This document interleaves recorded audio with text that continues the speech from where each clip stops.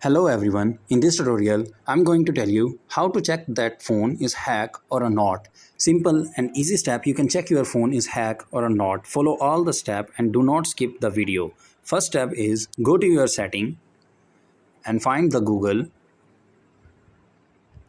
Manage your Google account and then you can see the security. The first step is review the security activity.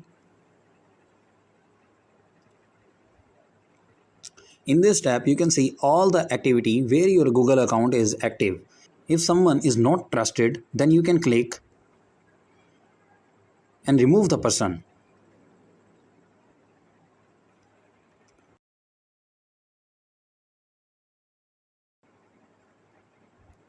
The second step is see all the connections. In this, if some website is not a valid, then you can remove and save your account.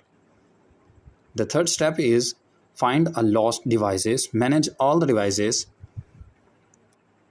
In this, you can click any device which is not used. You can click and remove this device.